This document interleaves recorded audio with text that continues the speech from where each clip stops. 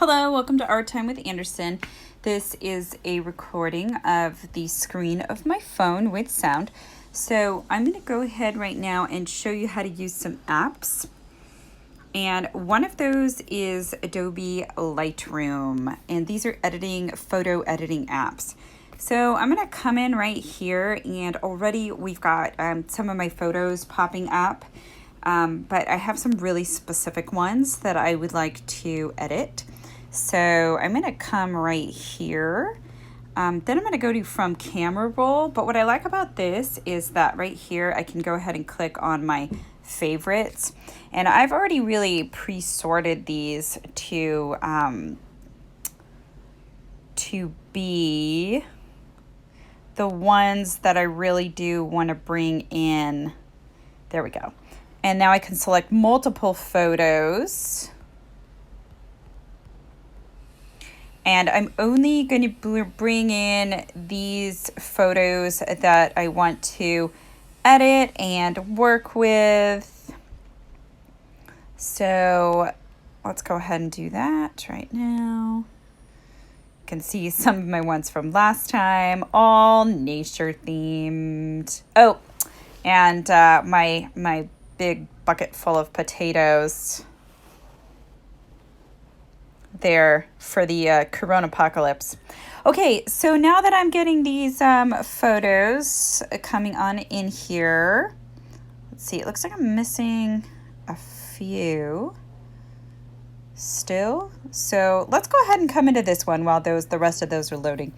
So Lightroom, the app, has a ton of options. So we even have these really cool presets in here, which you can go in and sort of edit according to those, see what they look like. I like this kind of matte look a lot of the time.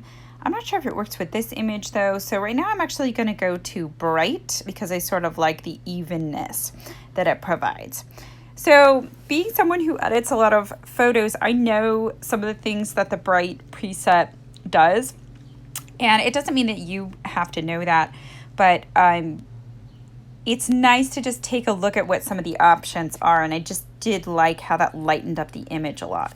So I can get a lot more specific, and I can come in here to light, and exposure is going to change the overall darkness or lightness of the image. I actually think the exposure is pretty good right now. Contrast will decrease the difference between the lights and the darks, or increase the difference between the lights and the darks. And on this one, I rarely do this, but I'm actually going to decrease the contrast just a little bit.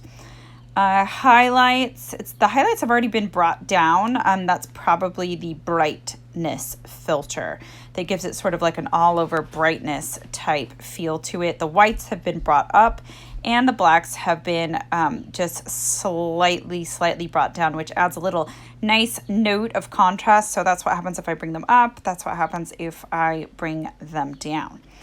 So, so this is our exposure right here. Something I like to do in curves sometimes is I actually like to sort of flatten out the shadows a little bit and give it a little bit of a desaturated, contrasty type look. So I'm just going to bring that up just a little bit more. Bring that up a little bit more and hit done. And because I did that, I'm going to bring the blacks up just a little to bring some of the red back into it. Color is color temperature. That'll make it a little blue. That'll make it a little yellow. This one is pretty good. Tint will add greens or magentas.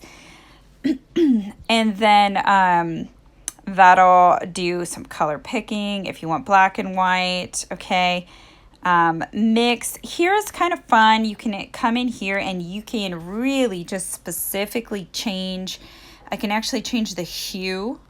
So right now I have the reds selected. So you see I can make all those leaves kind of an orangey. It will change the skin tone as well. So if I bring this all the way down, that does change kind of the color on her cheek. Okay. So I could play with the greens a little bit. So actually the greens aren't changing too much, which could mean a lot of different things. It could mean the greens aren't very saturated, that actually the yellows. So the yellows are kind of reflected more in the greens. So I could bring that down and make this sort of like pinky orangey type color, which is a little bit different from the original. Saturation will make all the colors brighter. Desaturating it will make them all lighter, but only in that particular color family. So notice it'll get more yellow or less yellow. So more yellow or yes, yellow. So I'll kind of see where I like it. I think I like it right there. And luminance will sort of lighten or darken it. So we'll stick right there, okay? So let's see, what are some other things that I can come on and do? Detail is going to go ahead and sharpen it. There's a lot of other things you can do in Lightroom. You can actually do some selective editing too if you have the full version. So I could lighten up parts of her face, etc. So do a little bit of research on that. Right now I'm actually liking the way that this is coming out. So one thing is perhaps I will come in here and just increase that contrast just a little, okay? And now to save this photo and send this photo, I'm going to go ahead and hit this little box with an arrow, and I like to go ahead and export it to my camera roll at full resolution. And from there, I should be able to go into my camera roll and the photo should appear, and then I can share it to my iPhotos or Google Photos or simply email it. And so this is Adobe Lightroom, and have some fun editing with that. If you do have more questions on that, there are a lot more features in there. There are even tutorials, so just let me know and reach out. Thanks for arting with Anderson. Arting with